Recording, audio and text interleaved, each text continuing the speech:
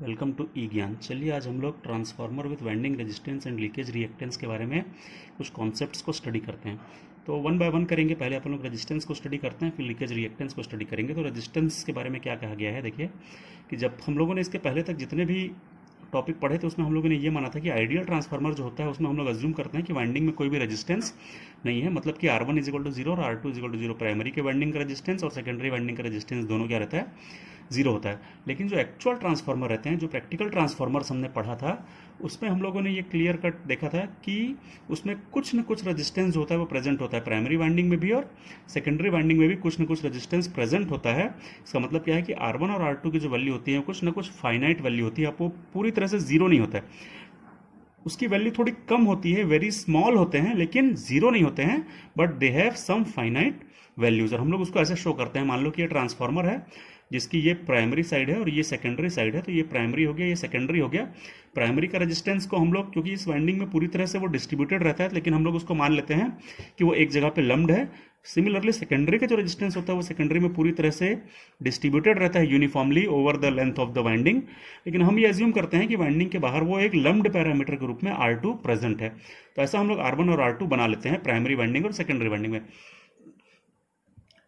अब ये जो रेजिस्टेंसेज होते हैं जो प्राइमरी में प्रेजेंट है और जो सेकेंडरी में प्रेजेंट है, ये दो अलग अलग सर्किट्स हैं। ये देखिए, ये प्राइमरी का सर्किट हो गया, सेकेंडरी का सर्किट हो गया। तो हम लोग क्या करते हैं कि दोनों रेजिस्टेंसेस को किसी एक साइड में रेफर कर लेते हैं, या अज्यूम करते हैं कि जो रेजिस्टेंस है वो किसी एक ही साइड में है। इससे क्या होता है कि हमको थोड़ा सा जो कैलकुलेशंस होते हैं वो थोड़े इजी हो जाते हैं, और सर्किट पॉइंट ऑफ व्यू से हम लोग उसको कैलकुलेट आराम से कर सकते हैं, और हमको दो दो सर्किट में डील नहीं करना पड़ता। फिर एक सिंगल सर्किट में डील करेंगे, जैसे कि यहां पर हमने किया है। यहां पर हमने क्या किया है कि प्राइमरी का रेजिस्टेंस तो ऑलरेडी प्राइमरी में है, लेकिन इस सेकेंडरी के रेजिस्टेंस को हम लोगों ने यहां पर ट्रांसफर कर लिया है और उसको एक नया नाम दे दिया है R2 डैश, और अब सेकेंडरी में कोई रेजिस्टेंस नहीं बचा है।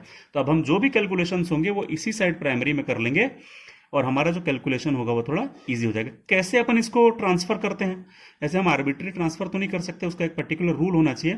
तो क्या रूल होता है जिससे हम सेकेंडरी के रेजिस्टेंस को प्राइमरी में या प्राइमरी के रेजिस्टेंस को सेकेंडरी में ट्रांसफर कर पाए? तो यदि हम रेजिस्टेंस को ट्रांसफर करना चाहते हैं तो कैसे करते हैं?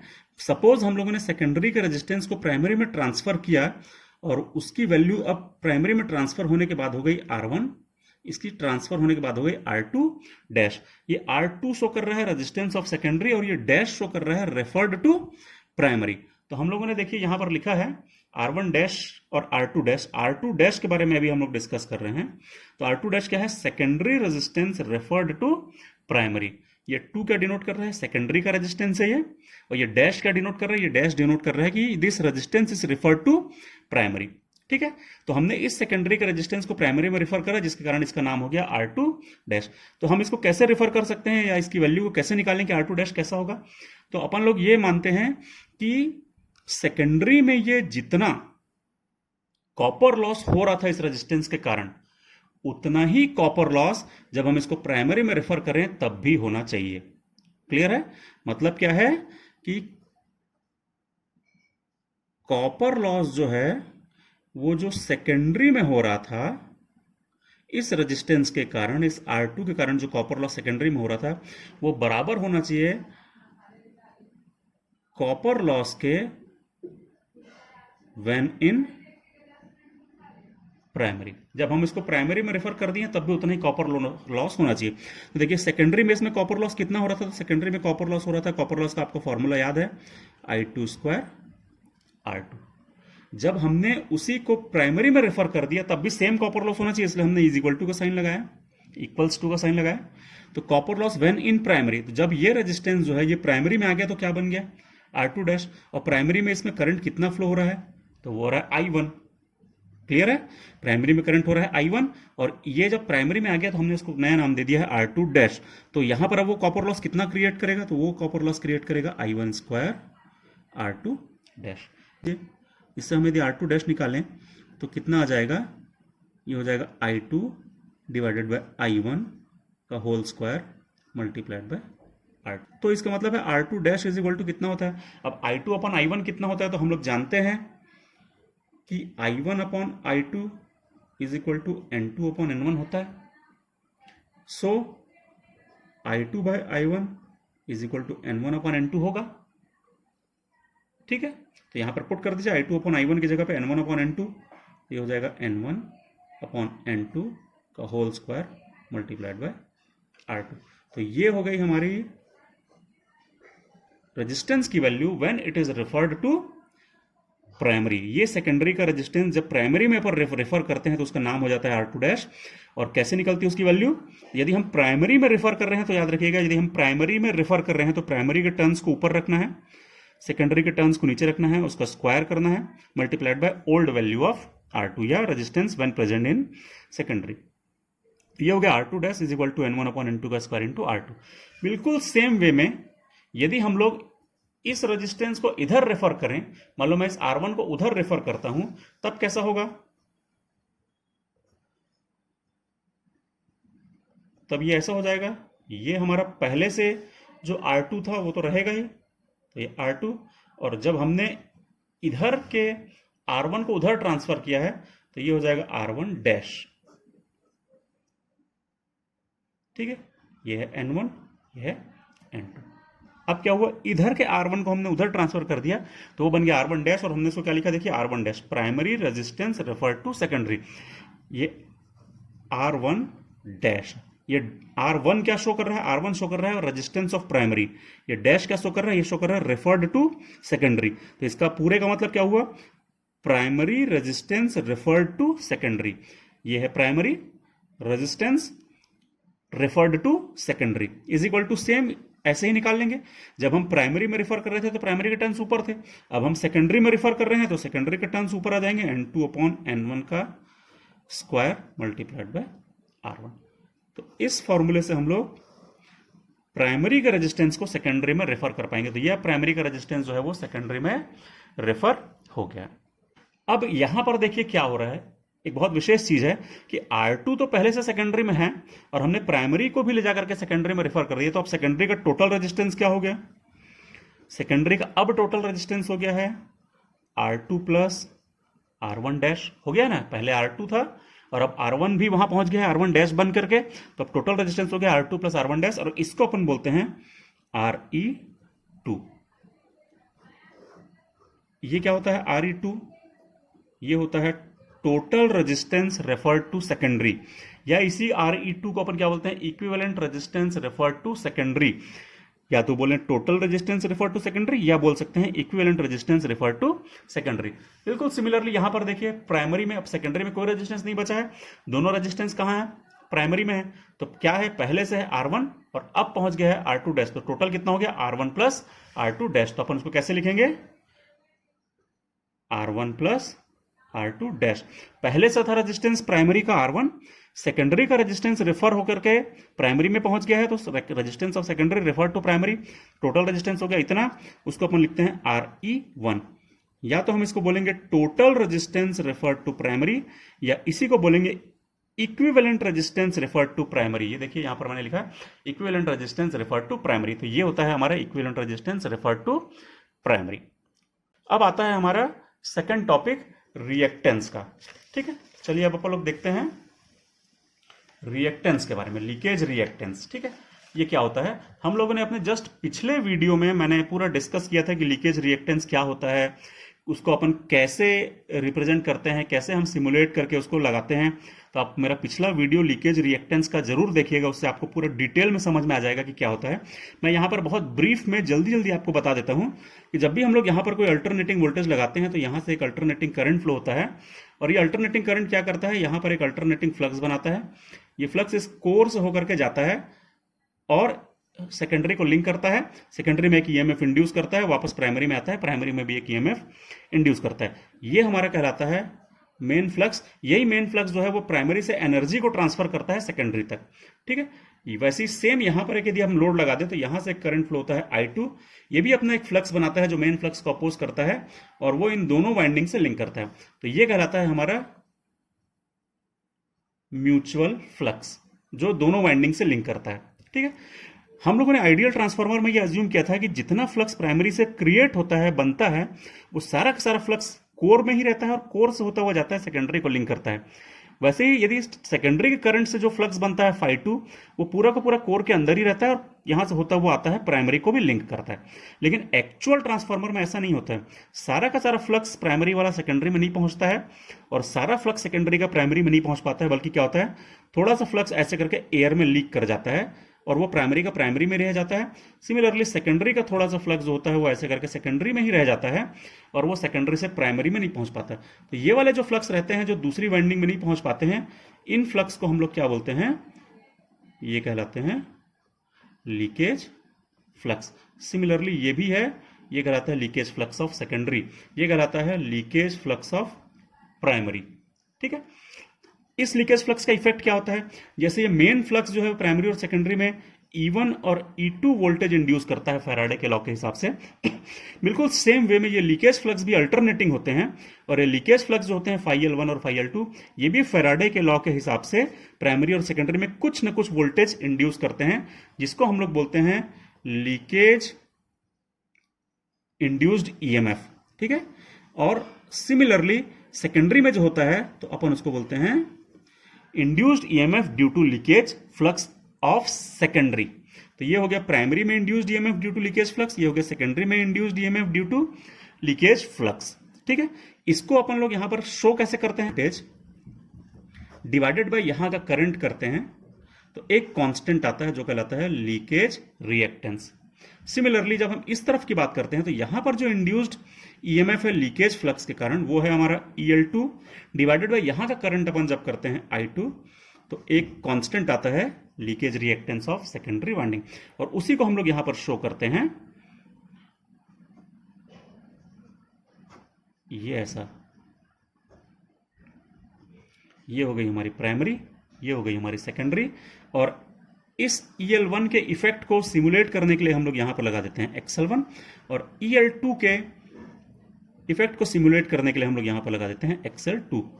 इसका डिटेल एक्सप्लेनेशन आपको मेरे पिछले वीडियो में मिलेगा, आप लोग उसको रेफर करिएगा। मैंने अभी जल्दी जल्दी आप लोगों को समझा दिया है। इसी को दूसरे तरीके से भी अपन लोग समझ सकते हैं जो मैंने समझाया हुआ है ऑलरेडी कि यहां पर जो लीकेज फ्लक्स बन रहा है जिसको अपन φL1 बोल रहे हैं, और एक फॉर्मूला होता है इंडक्टेंस इज इक्वल टू होता है फ्लक्स पर यूनिट करंट। ठीक है, तो कौन सा फ्लक्स हम कंसीडर कर रहे हैं, हम लीकेज फ्लक्स कंसीडर कर रहे हैं तो हम लिख देंगे φL1। यदि हम प्राइमरी का लीकेज फ्लक्स कंसीडर कर रहे हैं तो प्राइमरी का करंट ले लेंगे, तो कौन सा इंडक्टेंस आ जाएगा, L1 आ जाएगा। ठीक है, तो इसका मतलब है ये लीकेज फ्लक्स जो होता है इसके कारण, ये जो लीकेज फ्लक्स है इसके कारण प्राइमरी में एक इंडक्टेंस आता है, वो भी कहलाता है लीकेज इंडक्टेंस। सिमिलरली सेकेंडरी में भी आता है, सेकेंडरी के लीकेज फ्लक्स के कारण leakage flux per unit current of secondary, वो एक इंडक्टेंस क्रिएट करता है लीकेज इंडक्टेंस ऑफ सेकेंडरी। और ये फर्दर जब हम इसको थोड़ा और कैलकुलेट करते हैं तो ये लीकेज इंडक्टेंसेस जो हैं वो लीकेज रिएक्टेंस ऑफ प्राइमरी और लीकेज रिएक्टेंस ऑफ सेकेंडरी के रूप में हम उसको एनालिसिस कर सकते हैं। रिएक्टेंस क्या हो जाता है, 2πfL1 2πfL2, ये वाला L2 यहां आ गया, ये वाला L1 यहां आ गया। तो इसका मतलब अल्टीमेटली हमने दोनों मेथड से क्या देखा, दोनों मेथड से हमको ये पता चल रहा है कि जो लीकेज फ्लक्स ऑफ प्राइमरी होता है उसको कंपनसेट करने के लिए या उसको सिमुलेट करने के लिए हम लोग एक रिएक्टेंस जिसको बोलते हैं लीकेज रिएक्टेंस ऑफ प्राइमरी को प्राइमरी वाइंडिंग के सीरीज में लगा देते हैं, और सेकेंडरी के लीकेज फ्लक्स को कंपनसेट या सिमुलेट करने के लिए हम लोग एक रिएक्टेंस XL2 को सेकेंडरी वाइंडिंग के सीरीज में कनेक्ट कर देते हैं। तो वो इसके इफेक्ट को यहां पर शो करता है। और ये दोनों कैसे हैं, ये दोनों फिक्टिशियस है, इमेजिनरी है, एक्चुअल में ऐसा कुछ नहीं होता है। ये सिर्फ हम लोग इसके लीकेज फ्लक्स के इफेक्ट को शो करने के लिए हम लोगों ने यहां पर कनेक्ट किया है। और आगे चल करके हम लोग क्या करते हैं, जब अपन और आगे स्टडी करते हैं तो हम लोग, जैसे ये हमारा एक ट्रांसफार्मर है और ये उसकी प्राइमरी और सेकेंडरी वाइंडिंग है, तो हम लोग क्या करते हैं, यहां पर हम लोग जो रिएक्टेंस लगाते हैं, अब उसको XL1 बोलने के बजाय अपन उसको X1 से ही शो कर देते हैं, X1, और यहां पर जो हमने कनेक्ट किया इसको अपन शो कर देते हैं X2 से, क्योंकि ये अंडरस्टूड है कि ये लीकेज फ्लक्स के कारण ही रिएक्टेंस बना है, ये भी लीकेज फ्लक्स के कारण रिएक्टेंस बना है, तो बार बार L लिखने की जरूरत नहीं है। हम लोग XL1 को शो कर देते हैं X1 से और XL2 को शो कर देते हैं X2 से, और ये कहलाता है leakage reactance of primary, leakage reactance of secondary. ठीक है, तो अब हमारे पास आ गया लीकेज रिएक्टेंस ऑफ प्राइमरी और लीकेज रिएक्टेंस ऑफ सेकेंडरी। तो जैसे हम लोगों ने रेजिस्टेंस को प्राइमरी से सेकेंडरी में और सेकेंडरी से प्राइमरी में रेफर किया था,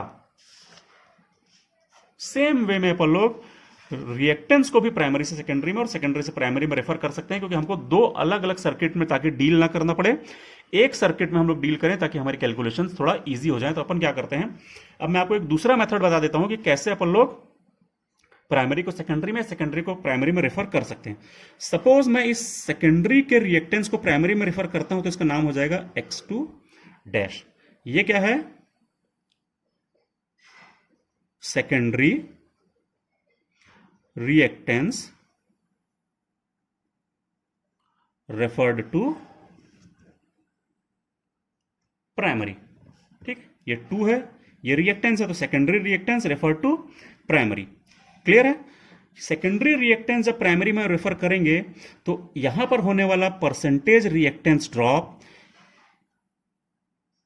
इज इक्वल टू होना चाहिए, यदि हम इसको यहां रेफर कर दें तो होने वाले परसेंटेज रिएक्टेंस ड्रॉप के। That means percentage reactance drop in secondary must be equal to percentage reactance drop when transferred to primary। Clear है? तो percentage reactance drop in secondary क्या होगा, percentage reactance drop in secondary क्या होगा, secondary में यहां पर करंट कितना था, तो यहां पे करंट था I2। ठीक है, तो रिएक्टेंस ड्रॉप कितना होगा पहले तो निकालें, तो रिएक्टेंस ड्रॉप होगा I2 इंटू X2। परसेंट में निकालना है तो यहां का जो टोटल वोल्टेज होगा उससे डिवाइड कर दीजिए V2 और मल्टीप्लाइड बाय कर दीजिए 100, तो आ जाएगा परसेंट में। सिमिलरली ये किसके बराबर होना चाहिए, percentage reactance drop when referred to primary के। तो यदि हमने इसी को प्राइमरी में रेफर कर दिया है तो ये क्या बन गया है X2 डैश, और जब हम इसको प्राइमरी में रेफर करेंगे तो यहां से करंट कितना फ्लो हो रहा था, वो रहा था I1। तो अब ये प्राइमरी में रेफर होने के बाद इसका रिएक्टेंस ड्रॉप क्या होगा, ये हो जाएगा I1 into X2 dash divided by primary का वोल्टेज लेना पड़ेगा, यदि हमको इसको परसेंटेज में बदलना है तो मल्टीप्लाइड बाय 100। ये हो गया percentage reactance drop refer to primary. थोड़ा सा सॉल्व करिए, थोड़ा सा इसको सॉल्व करें और निकालिए X2 डैश कितना होगा। तो X2 डैश यदि मैं निकालना चाहूँ तो ये V1 चला जाएगा यहाँ पर, पहले तो लिख लेता हूँ I2 X2 divided by V2, इसको एज इट इज लिख लिया। ये V1 चला गया यहाँ पर और ये I1 आ गया नीचे। थोड़ा सा और सॉल्व करूँ तो मैं क्या लिख लूँ, V1 upon V2, V1 upon V2, ये V1 upon V2 multiplied by I2 upon I1, I2 upon I1 multiplied by ये X2, ये X2। ठीक है, थोड़ा सा इसको और सॉल्व करते हैं चलिए। तो X2 dash is equal to क्या होगा, V1 अपॉन V2 क्या होता है, हम जानते हैं कि V1 upon V2 is equal to होता है N1 अपॉन N2। तो यहाँ पे पुट कर दीजिए N1 upon N2 multiplied by I2 upon I1 क्या होता है, तो यही बराबर होता है I2 अपॉन I1, भी हम जानते हैं ट्रांसफार्मर का सिंपल सा रेशियो है, टर्न्स रेशियो। तो V1 upon V2 is equal to N1 upon N2 is equal to I2 upon I1। तो मतलब I2 अपॉन I1 भी क्या होगा, N1 अपॉन N2। तो मैं इस I2 अपॉन I1 की जगह पर भी रख दूं N1 upon N2 multiplied by ये X2। ये कितना हो जाएगा एक बार देखिए, तो N1 N1 N1 N2 N2 N2 का whole square multiplied by X2। तो इसका मतलब है X2 डैश कितना आ गया, X2 डैश आ गया N1 अपॉन N2 का whole square multiplied by X2। मैं यहां पर लिख दे रहा हूं कि X2 dash is equal to आ रहा है N1 अपॉन N2 का स्क्वायर मल्टीप्लाइड बाय X2। ये क्या चीज था,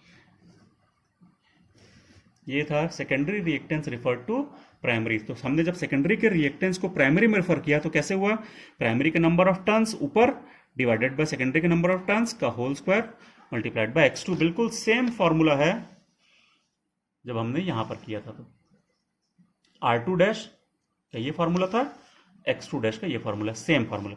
बिल्कुल सेम वे में हम लोग X1 डैश मतलब सेकेंडरी प्राइमरी के रिएक्टेंस को जब सेकेंडरी में रेफर करें तो सेकेंडरी के टर्न्स ऊपर प्राइमरी के टर्न्स नीचे का whole square multiplied bye X1 होगा। तो इस प्रकार से हम लोग प्राइमरी और सेकेंडरी के टर्न्स के हिसाब से प्राइमरी के रिएक्टेंस को सेकेंडरी में रेफर कर सकते हैं और सेकेंडरी के रिएक्टेंस को प्राइमरी में रेफर कर सकते हैं, ये फॉर्मूला रहेगा। और प्राइमरी के रेजिस्टेंस को सेकेंडरी के रेजिस्टेंस को प्राइमरी में रेफर करें, प्राइमरी के रेजिस्टेंस को सेकेंडरी में रेफर कर सकते हैं। ठीक है, तो ये सिंपल सा फॉर्मूला है, इसको अपने को हमेशा ध्यान में रखना है। और जैसे हम लोगों ने ये निकाला था, सेम वे में हम लोग XE2 निकालेंगे, तो क्या हो जाएगा, ये x2 प्लस x1 डैश, और यदि मैं XE1 निकालूंगा तो ये हो जाएगा x1 plus x2 dash. Equivalent reactance refer to primary, equivalent reactance refer to secondary.